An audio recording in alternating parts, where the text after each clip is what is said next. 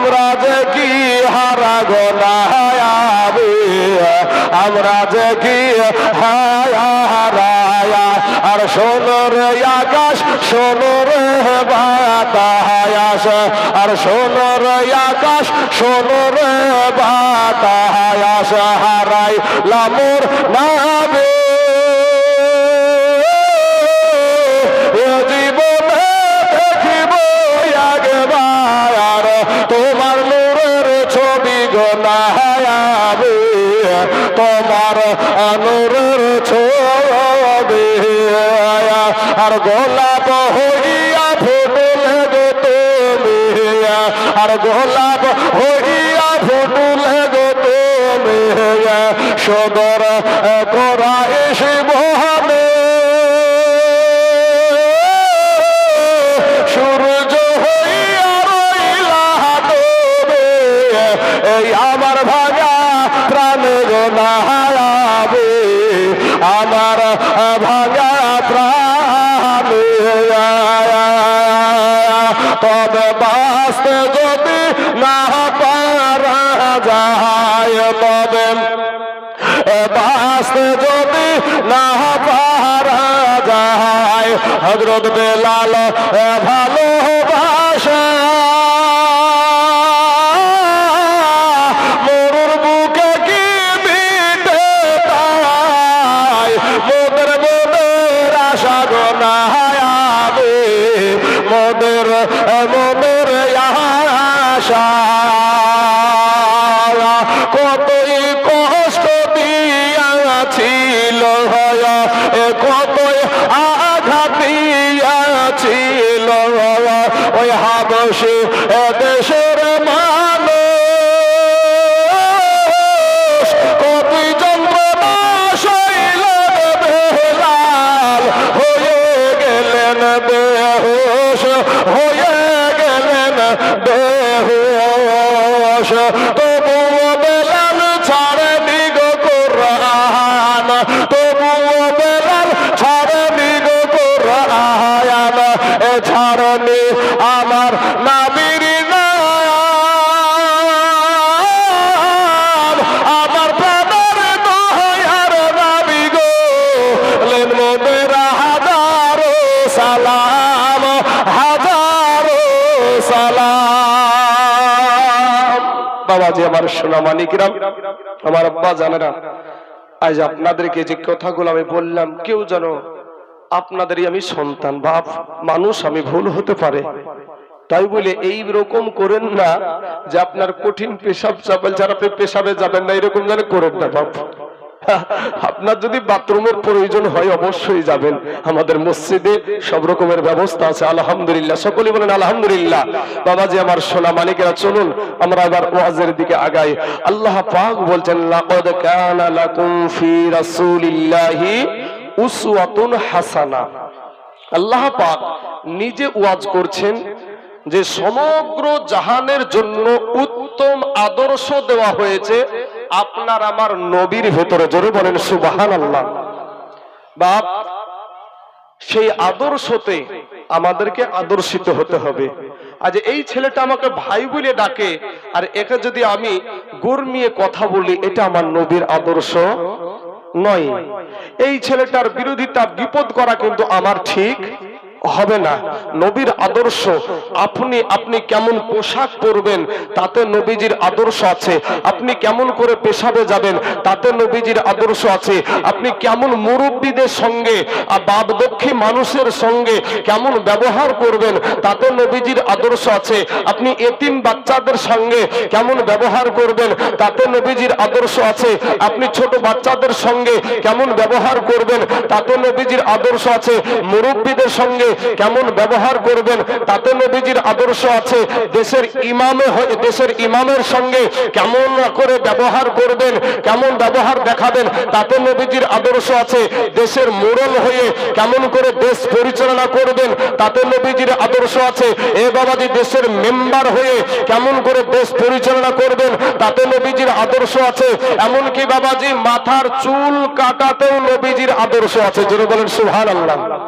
সুন্নতি চুল কাটা আছে চাচা, ইসলামে সুন্নতি চুল কাটা আছে, কিন্তু আমাদের সমাজে দেখবেন আমাদের কুকতলার মিঠুকে যে জিজ্ঞেস করলি পাওয়া যাবে সুন্নতি চুল কাটে না কি কাটে। আমাদের আমাদের দেশের ছেলে, আমাদের ঘরের সন্তান সেলুনে যাচ্ছে, মিঠুনের দোকানে যাচ্ছে, যাওয়ার পরে যে ভাই মিঠা, ও মিঠা আমাকে বান্দর কাট দে, লাইনে হুলমান কাট দে। মাথার ভিতরে ভাই টিকটিকিও বানাচ্ছে। হ্যাঁ, আল্লাহর দেওয়ার রং পছন্দ হয় না, দেখবেন কুত্তার লেজের মতন রং করে রাস্তায় ঢং করে ঘুরে বেড়ায়, নিজেকে খুব হ্যামসাম মনে করে। তুই হ্যামসাম যাই দে গোরস্থানের মাঠ যাইয়া দেখো ভাই, আসার সিরিয়াল আছে, যাওয়ার কোনো সিরিয়াল আছে? সিরিয়াল নাই। আমার সুভান চাচার কাছে একটা আমি প্রশ্ন করব, প্রশ্নটা খুব সহজ। এই আপনার সামনে যে ছেলেটা বসে আছে, এই বয়সের ছেলে আপনাদের গোরস্থান আছে না নাই? আপনাদের গোরস্থান বলতে আমাদের গোরস্থান, একটাই গোরস্থান। আচ্ছা, আমার মতন পুরুষ, আমার মতন যুবক, এই আমার যত এখানে মুন্সিপাড়ার যত যুবক ছেলে বসে আছে এখানে, এই রকম বয়সের ছেলে এই গোরস্থানে আছে না নাই? আমার বাপের বয়সের মানুষ, আমার দাদার বয়সের মানুষ, এই বয়সের মানুষ, অনেক সাদা দাড়িওয়ালা মানুষ আমি দেখতে পাচ্ছি বাবাজি, এরকম বয়সের মানুষ আমাদের গোরস্থানে আছে না নাই? আসার সিরিয়াল আছে, যাওয়ার কোনো সিরিয়াল নাই বাবাজি। আল্লাহ কোরআনে বলছেন খুলিকাল ইনসানু দাঈফা। আমার আল্লাহ বলে বান্দা রে, আমি তোকে বড় দুর্বল করে সৃষ্টি করেছি রে বান্দা। ওরে বান্দা, আমি আল্লাহ তোকে বড় দুর্বল করে সৃষ্টি করেছি রে বান্দা। বান্দা রে, কিন্তু তুই দুর্বল হওয়ার কারণে আমি আল্লাহ তোর উপরে মায়াটাও বেশি। জোরে বলেন সুবহানাল্লাহ। এই আব্বা জান, আমার ভাই জানেরা, আমার আল্লাহ বলে বান্দা রে, ওর বান্দা, আমি আল্লাহ তোকে বড় মাশরাফ, বড় আদর করে সৃষ্টি করেছি রে বান্দা। বান্দা রে,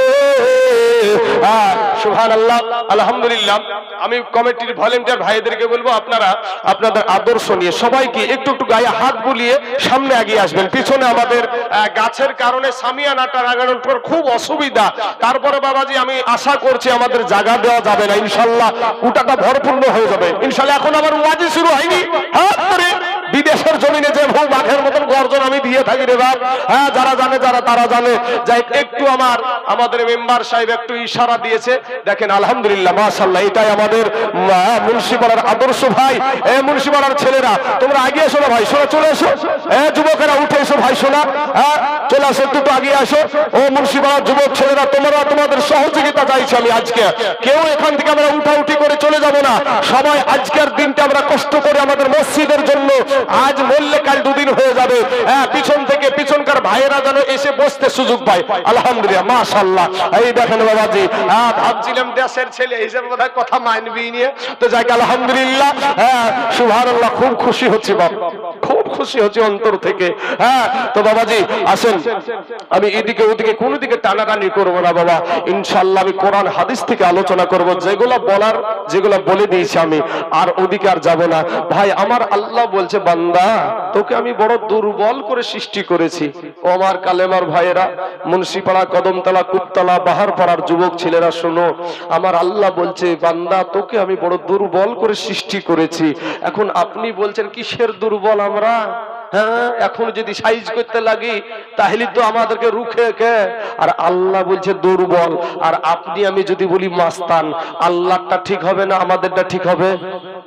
আল্লাহটা ঠিক হবে। তাহলে আল্লাহ বলছে বান্দারে, তোকে আমি বড় দুর্বল করে সৃষ্টি করেছি। এখন ভাই যুবক, আমার মুন্সিপাড়ার বাবাজিরা, ও কদমতলা, কুকতলা, বাহারপাড়ার ভাইয়েরা গো, এবার দেখেন আপনি, ওই আল্লাহ বলল যে দুর্বল হওয়ার কারণে তোর উপরে মায়াটা বেশি, আপনারও কিন্তু দুর্বলের উপরে মায়াটা বেশি। আনারুলের এখন আমার ভাইটা এখন একটু চেয়ারে বসলি ভালো ভাই, ঠান্ডাতে না বসে। তা আমার ভাইটার কথার কথা বলছি, কটা বেটা আমি জানি না, যদিও পাশাপাশি বাড়ি, তারপরেও বাবাজি আমি রাত্রে দিনের বেলাতে ওই কুকচিয়া মুরগির মতন ঘুমাই, আর রাতের বেলাতে বাবাজি চড়ে বেড়াই। হ্যাঁ, তো আমার ভাইটার ধরেন দুইটা বেটা। দেখেন আল্লাহর দুর্বলের উপরে মায়াটা বেশি, আপনারও দুর্বলের উপরে মায়াটা বেশি, প্রমাণটা দেখেন। এখন আনারুলের দুইটা বেটা এই দুইটা বেটার মধ্যে একটা বেটার বয়স হলো মাত্র 4 বছর, আর একটার বয়স হলো 10 বছর। এখন আনারুল করেছে কি 10,000 টাকার একটা মোবাইল নিয়ে এসেছে, 10,000 টাকার একটা মোবাইল নিয়ে এসেছে বা 20,000 টাকার একটা মোবাইল কিনে নিয়ে এসে বাড়িতে রেখেছে। বড় বেটা 10 বছরের বেটা মোবাইলটাকে ফেলে দিয়ে ভেঙে ফেলেছে। এখন আনারুল বলেন তো রাগ হবে না ভালোবাসবে ছেলেটাকে?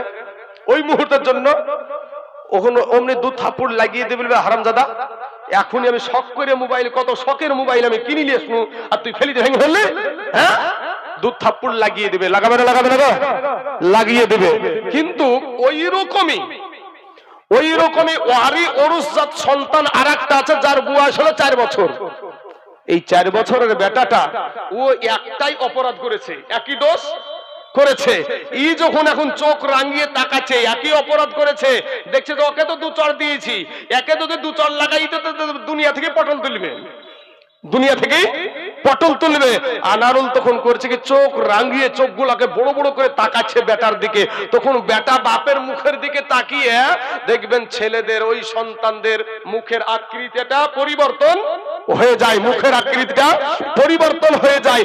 বাপ বুঝতে পারে যে আমার বেটা আমার এই ভাবু তাকানোর কারণে আমার বেটার কলিজা ফাটছে, আমার বেটার কলিজাতে আঘাত লাগছে, অতএব আমার বেটা অসুস্থ হয়ে যেতে পারে।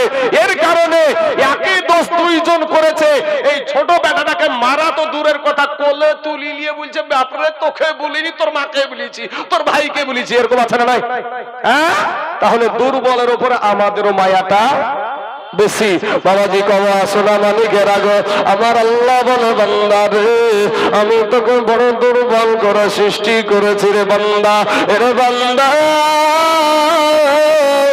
তওবা করে আমি আল্লাহর কাছে ক্ষমা চা, ফিরে আয় গুনাহ নিয়ে কবরে আসিও না রে বান্দা, ও বান্দা ফিরে আয় তওবা করে আমি আল্লাহর কাছে ক্ষমা চা, আমি আল্লাহ তোর জীবনের সব গুনাহ মাফ করে দিব। জোরে বলেন সুবহানাল্লাহ। আমার আল্লাহ বলে বান্দা রে তোকে যে জবানটা দিয়েছি এই জবানটা কে দিয়েছে বাপ? কথা বলেন না কেন? জবানটাকে দিয়েছে আল্লাহ। এই জবানটা দিয়েছি রে বান্দা, বান্দারে এই জবান দিয়া যখন তোর মা জননীকে ডাক দিয়েছে, তোর মা জননী তার কলিজা ঠান্ডা হয়ে যায়। তোর আব্বা জানকে যখন আব্বা বলে ডাক দিস, তোর আব্বা জানের কলিজা ঠান্ডা হয়ে যায়। ও মুন্সি পাড়ার যুবক ভাইয়েরা গো, ওরা আমার কালা বারো ভাই, তোদের পায়ে হাত দিয়া বলি ভাই রে, মাকে অনেক যুবক ছেলে আছে মাকে মা বলে ডাকে না, আব্বাকে আব্বা বলে ডাকে না। ভাই যুবক রে, আমাদের ভিতরে আমার বংশের ভিতরেও আছে বাবা এইরকম সন্তান। আজ কেমন সে পাড়ার মায়েক জলসার মায়েক থেকে আমার বংশকেও বাদ দিছি না বাবা। সমস্ত বংশীয় মানুষগুলাকে, সমস্ত মুসলিম আপনার মুসলিম জাহানকে জানাইতে চাই আমি তাইজুল ইসলাম। আমি যতই বড় বক্তা হই না কেন, গোটা পশ্চিম বাংলা কেন এ বাবাজি গোটা ভারতের যদি বক্তা হয়, এরপরেও যদি আমার মা জননীর পেটে খাবার না থাকে গো, আমার মা জননীর পরনে যদি একটা ভালো পোশাক না থাকে গো, আমার টাকা পয়সায় আছে, সুন্দর বিছানায় আমি শুয়ে থাকি, কিন্তু আমার মা ঠান্ডাতে ঘুম হয় না, আমার আব্বা জানের ঠান্ডাতে ঘুম হয় না। ও বাবা রে, আরে দেশের ছেলে আমার বাবাকে আপনারাও জিজ্ঞাসা করতে পারবেন, মাওর মাকেও জিজ্ঞাসা করতে পারবেন। যুবক ভাইয়েরা আমার মুন্সি পাড়ার কালেমার ভাই, আমি তাইজুল ইসলাম ওরফে মিঠুন চক্রবর্তী, আমি আপনাদেরকে বলি বাপ দুনিয়া ছাড়তে রাজি, এরপরও মা বাপের বিপদে আমি দূরে সরতে রাজি না। কারণ আমার মা আমাকে এমন একটা শিক্ষায় শিক্ষিত করেছে, আমার বাপ এমন একটা শিক্ষায় শিক্ষিত করেছে। যুবক রে, আজ যতই বড় বক্তা হোক না কেন, যতই বড় বাবাজি ইমাম সাহেব হোক না কেন, যতই বড় মুফতি হোক না কেন, যতই বড় মুহাদ্দিস হোক না কেন, মক্কা মদিনার ইমাম হইয়াও আল্লাহর জান্নাতে যাওয়া হবে না। জোরে বলেন সুবহানাল্লাহ। এ বাবাজি আমার সোনা মানিকেরা, ওগো আমার আব্বা জানেন, আমার পর্দার আড়ালের মা খালা, ও মুন্সিপালের মায়েরা গো, মা জননী আমার মা, ও মা তুমিও একজন মা, আমাদের ইমাম সাহেবের মা, ও মা তুমিও একজন মা, আমাদের বাবাজি খাজা মাইনুদ্দিন চিশতি রহমতুল্লাহ আলাইহির মা, ও মা তুমিও একজন মা। মাগো মনটাকে চাই না আমি যখন কবরে যাব আমার সন্তান আমার জন্য একটু দোয়া করবে, আমার সন্তান আমার জন্য একটু চোখের পানি ফেলে কাঁদবে। মাগো কবরে কি নিয়ে যাবার বা ওরে আবার কালেমার মুসলমান যুবক ভাইয়েরা, একটা সেকেন্ডের আযাব কবরের সহ্য করতে পারবে না রে যুবক নওজোয়ান তরুণ ভাইয়েরা গো, এক সেকেন্ডের আযাব সহ্য হবে না রে ভাই জানো, একটা সেকেন্ডের আযাব সহ্য করা যাবে না। রক্তের বাহাদুরি করিও না রে বাবা, যৌবনের বাহাদুরি দেখাইও না রে বাবা, ফিরে এসো রে আল্লাহর গোলাম। আমার আল্লাহ বলে বান্দা রে, আমি তোকে জবান দিয়েছি, ওই জবান দিয়ে তোর মাকে মা বলে যখন ডাকিস, তোর মা জননীকে যখন মা বলে ডাকিস, তোর মা জননীর জীবনটা ঠান্ডা হয়ে যায়। তোর আব্বা জানকে যখন আব্বা বলে ডাকিস, তোর আব্বা জানের কলিজা ঠান্ডা হয়ে যায়। ওরে বান্দা, তুই যেই জবান দিয়ে তোর মা জননীকে ডাক দিস, ওই জবানটা আমি আল্লাহ দান করেছি, ওই জবানটা দিয়া মাঝে মাঝে আমি আল্লাহকে ডাক, আমি আল্লাহ খুশি হইয়া যাব। জোরে বলেন সুবহানাল্লাহ। এখন ভাই, যে আল্লাহ আপনার জবান দিয়েছে, এই জবান দিয়ে আপনি কতটা আল্লাহকে ডেকেছেন, কতটা মানুষের বিপদ করেছেন, কতটা মানুষকে গালাগালি করেছেন, কতটা মানুষ এই জবান দিয়ে কোরআন তেলাওয়াত করেছেন, এই জবান দিয়ে কতবার আল্লাহর জিকির করেছেন। আপনার বিবেককে জিজ্ঞাসা করেন, আপনার বিবেক বলে দেবে আপনি জান্নাতি না জাহান্নামী। আমাদের বলা লাগবে না। আপনার হাতকে কোন কাজে ব্যবহার করেছেন, আপনার হাতকে, আপনার যে একটা কাল্ব, আপনার যে একটা অন্তর যে একটা আদালত, এই আদালত দিয়ে আপনি চিন্তা করে দেখেন যে আপনার হাতকে আপনি কোন কাজে ব্যবহার করেছেন। এই যে চোখটা দিয়েছে আল্লাহ, এই চোখটা যদি অন্ধ করে, ভাই গো ও মুসলমান, মুন্সিপাড়া, বাহারপাড়া, কদমতলা, কুপতলা এবং আশেপাশের যত জামাই এসেছে, আপনাদেরকে বলি বাবা, যদি অন্ধ করে যদি আল্লাহ দুনিয়াতে পাঠায়া দিত, পৃথিবীর এমন কোন ডাক্তার ছিল না, এমন কোন সার্জন ছিল না যে তাকে আবার চোখের দৃষ্টি ফিরাইয়া দেয়। আছে? হ্যাঁ ভাইরে আমার সোনা মানিকেরা, একটা অন্ধ মানুষের ভিতরে কতই না কষ্ট গো, কতই না আঘাত। ডাক দিয়া বলে, বিবি রে, আমার কলেজার টুকরা নয়নের পাড়া, আমার সন্তানকে যদি আমি একটা নজর দেখতে পেতাম, আমার কলেজা ঠান্ডা হয়ে যেত। কিন্তু এই চোখ দুটো দিয়েছে আমার আল্লাহ, এই চোখ দিয়ে কতটা আপনি নেকির কাজ করেছেন না গুনহার কাজ করেছেন, আপনার বিবেকের আদালতকে জিজ্ঞাসা করেন। আপনাকে আল্লাহ পাক রব্বুল আলামিন দুইখানা পা দিয়েছে, এই পা দিয়ে আপনি কতটা নেকির কাজে গিয়েছেন না আপনি বদির কাজে গিয়েছেন, আপনার বিবেককে জিজ্ঞাসা করেন। যদি রে বাবা আপনার বিবেক বলে আমি সব সময় আল্লাহকে পাওয়ার চিন্তা করেছি, আল্লাহকে পাওয়ার তালাশ করেছি, কারণ যারা মুমিন হবে গো, তারা ডানে তাকাবে তবুও আল্লাহর তালাশ করবে, বামে তাকাবে তবুও আল্লাহর তালাশ করবে, সামনে তাকাবে তবুও আল্লাহর তালাশ করবে, পিছনে তাকাবে তবুও আল্লাহর তালাশ করবে। কোন মানুষের দিকে কান দেবে না। কে কি বললো না বললো, ওরা হলো মুমিন, ওরা হলো আল্লাহর গোলাম। এর বাবা যুবক রে, আমার ভাই, কালেমার ভাই, মুসলমানেরা, তোমরা ফিরে এসো রে ভাই। আমাকে যিনি বাবা স্টেজে বক্তা দেওয়ার জন্য উঠালেন, এই ভারতের অবস্থা ভালো না রে বাবজি, ভালো না। গোটা কত মসজিদকে বুলডোজার চালিয়ে মসজিদ ভেঙে দিল গো। কত মাদ্রাসা, বড় বড় মাদ্রাসা বন্ধ করে দেয়। মুন্সিপাড়ার মাঠে কাজ করো রে বাবা, খবর নাও না। একটা ফসলের ভুঁয়ে যদি দুইটা গরুতে ঝাপনার ফসল খাচ্ছে বাবা, ফসলের মালিক গিয়ে একটা গরুকে ষাট মেরেছে, আঘাত করেছে বাবাজি, মার দিয়েছে। দ্বিতীয় গরুটাও দৌড় ধরেছে, যে গরুটা মার খেয়েছে ওই গরুটা বলছে, ভাই রে তোকে তো মারেনি, তুই কেন দৌড়াস? বলে আমি জানি গো, এই তোমার পরই হলো আমার পালা, তোমার পরই হলো আমার পালা। একটা জানোয়ার হইয়া বুঝতে পারে গো, কিন্তু আমরা মানুষ হইয়া বুঝি নাই রে বাবা। আমার আল্লাহ বলে, বান্দারে আমি তোকে আশরাফুল মাখলুকাত করে সৃষ্টি করেছি রে বান্দা, তুই মনে করছিস যুবকেরা ভাইয়েরা আমার, তুমি মনে করো আমার তোমার আল্লাহ বলে, বান্দার তুই মনে করছিস আমার চাইতে তোর মা জননী তোকে বেশি ভালোবাসে। ওরে বান্দা, তুই মনে করছিস আমার চাইতে তোর আব্বা তোকে বেশি ভালোবাসে। ওরে বান্দা, তুই মনে করছিস আমার চাইতে তোর বিবি তোকে বেশি ভালোবাসে। ওরে বান্দা, তুই মনে করছিস আমার চাইতে তোর সন্তান তোকে বেশি ভালোবাসে। না রে বান্দা না, আমি আল্লাহর চাইতে তোকে কেউ বেশি ভালোবাসে না। জোরে জোরে বলুন সুবহানাল্লাহ।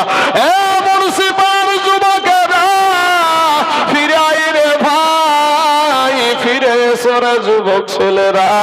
তুমি আল্লাহর কাছে আজকে তওবা করার নিয়তে এখানে বসে যাও।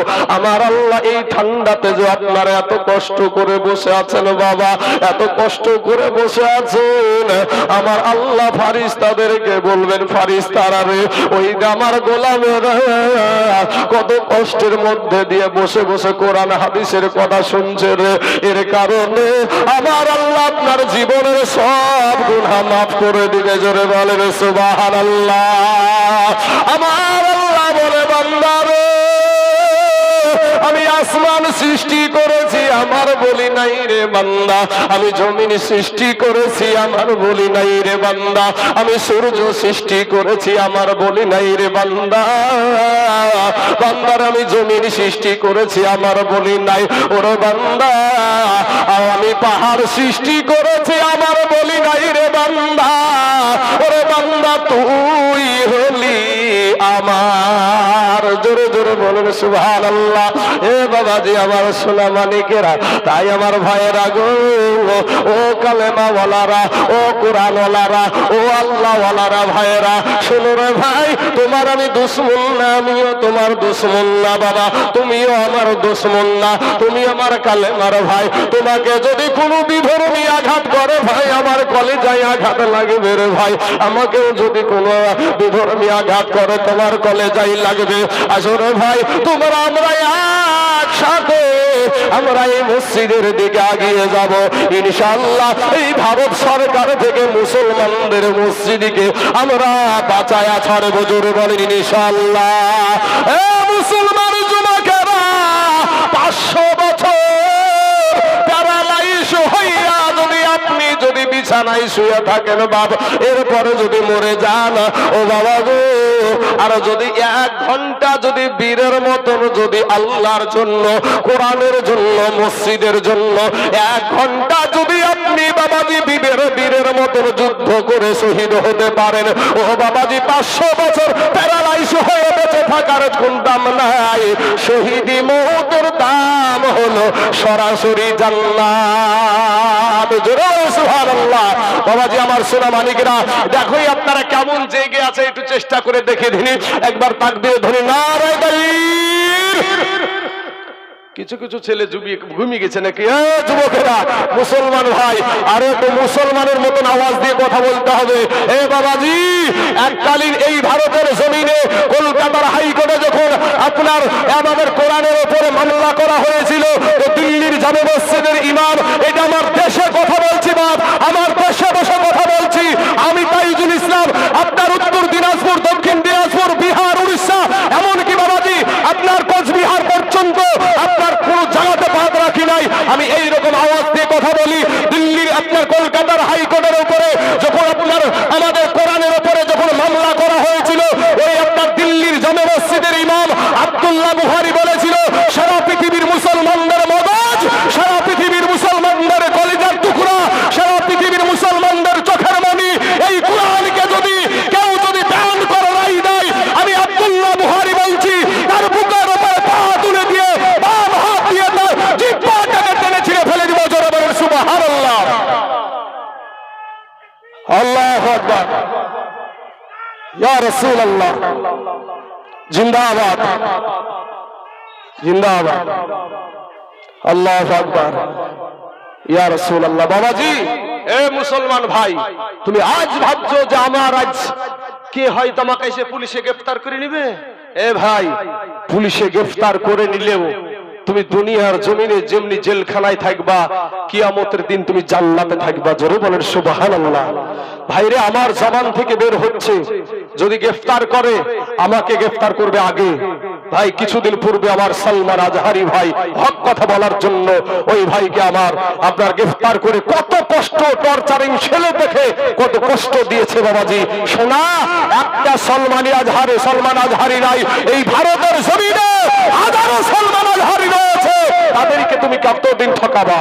মুসলমানদের রাজ একদিন হবে বাবাজি। আমার যুবক ভাই, আমার কালেমার ভাই, মুসলমান ভাইয়েরা, তোমরা আমার দুশমন না ভাই, আই ফিরে আই। আমরা তওবা করে সবাই আল্লাহর কাছে ক্ষমা চাইবো, আমাদের বাপ মার কাছে ক্ষমা চাইবো।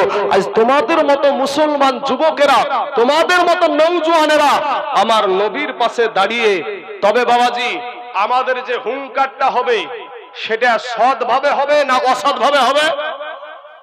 সৎভাবে। আমাদের তরবারি চলবে, তরবারিটা সৎভাবে না অসৎভাবে?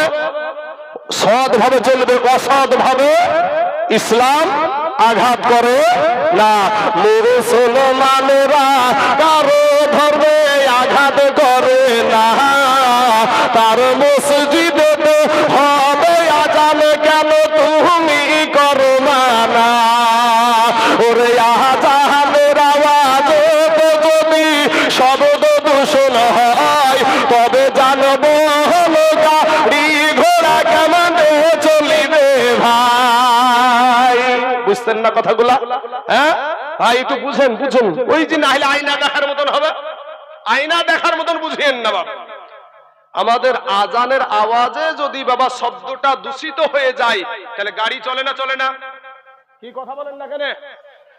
গাড়ি চলছে, যানবাহন, ট্রেন চলছে, গাড়ি চলছে, প্লেন চলছে, এরোপ্লেন চলছে, যত কিছু সবকিছু চলছে, তার আওয়াজে কিছুই হয় না, আজানের আওয়াজে শব্দ দূষণ হয়। আল্লাহ এদেরকে হেদায়াত দান করুক, সবাই বলেন আমিন। বাবাজি, আমার যুবক ভাইরা, তাই আমার যুবক ছেলেদেরকে বলবো, যারা এখনো দাঁড়িয়ে আছেন, আমার ভলেন্টিয়ার ভাইদেরকে বলবো, ভাই ভলেন্টিয়ার ভাই, সবাইকে গায়ে হাত বুলিয়ে বসার মতন একটু সুযোগ করে দেবেন সবাইকে, কেউ যেন কোনো কষ্ট না পায়। আপনাদের পাগুলাকে কষ্ট দিয়েন না, এটাও আল্লাহর নিষেধ। বান্দারে, জোর করে তোর উপরে জুলুম করে কিছু আমি চাপিয়ে দিইনি, তা আমার আপনার পাগুলাকে কেন কষ্ট দিবেন?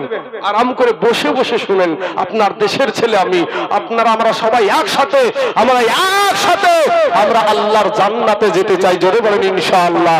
বাবাজি, আমার সোনা মানিকেরা, তারপরেও যদি ভাই তুমি মাস্তানি করো, তাহলে বলবো, ও তোর গহনা দিন রায়া যাবে, যৌবনে লাগিবে ভাটি, ওই যে দেখো ডাকিতেছে তোমার কবরের মাটি। আমাদের গোরস্থানটা এদিকে তো নাকি? হ্যাঁ বাবাজি, এই দেখেন কোথায় বলবো, আমাদের মুস্তফা দাদাকে কথাই মনে পড়লো, বুড়িয়া মানুষ তো, ওর যৌবনের অবস্থা কেমন ভাই এখন? বুঝছেন তো আপনারা? হ্যাঁ, যৌবন, যৌবনের বাহাদুরি দেখাও, রক্তের বাহাদুরি দেখাও। ওই মুস্তফা দাদুকে যে জিজ্ঞাসা করো, চাচা গো, ও দাদু তোমার যৌবনের অবস্থা কেমন? বলবে ভাইরে আর কিচ্ছু নাই, আর কিচ্ছু নাই। আজকে যৌবনের বাহাদুরি, রক্তের বাহাদুরি। এখান থেকে যদি তুমি উঠেও যাও, একটা থাপ্পড় দিয়ে কি বলবে এই বস বেটা, যাস কোথায়? আল্লাহর ফারিস্তারা কি বলবে একটা থাপ্পড় দিয়ে এই বস, যাস কোথায়?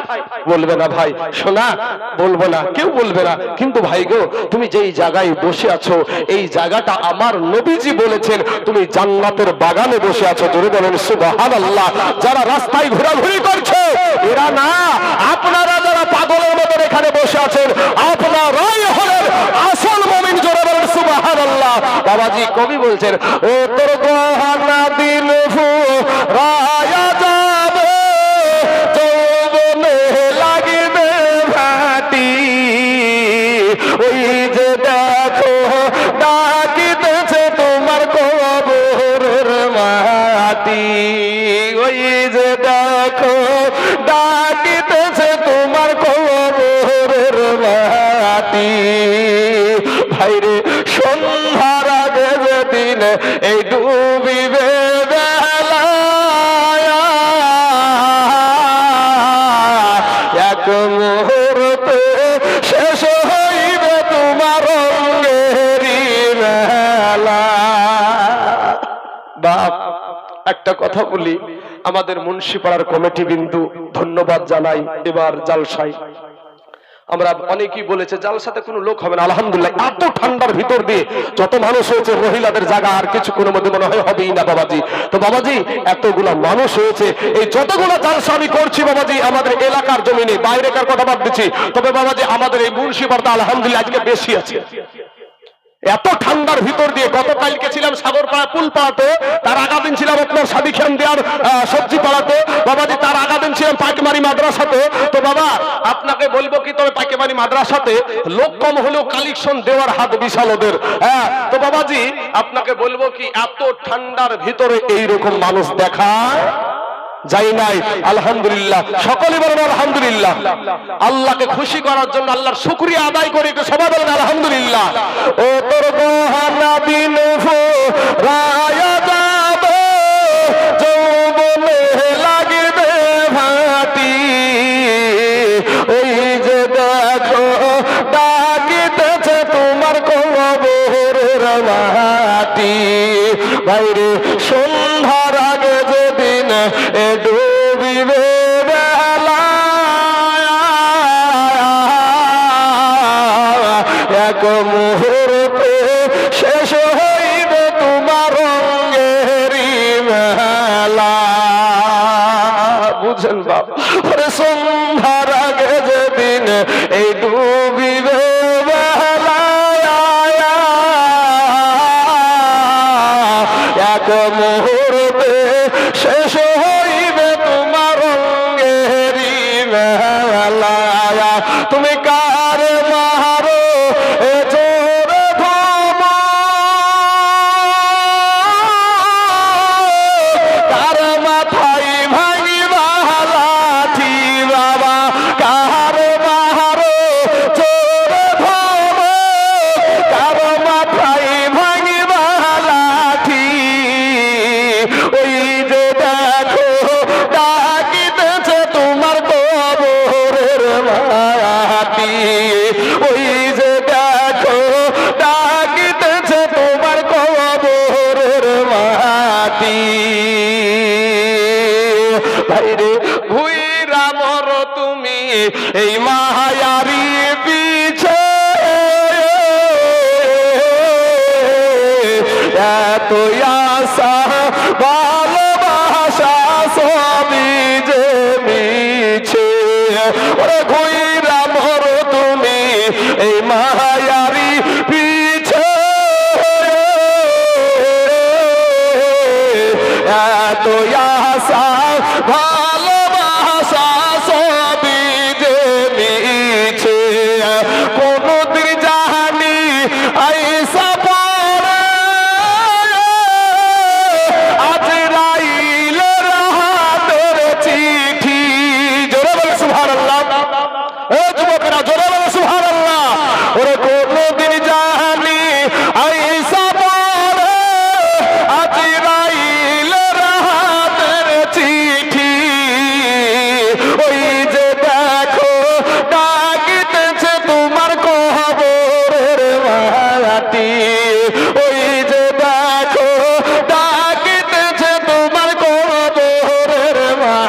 রাতি বাইরে খবর পেয়ে আসবে আত্মীয় স্বজন চতুর্পাশে বসে তাহারা করিবে কন্দন মনে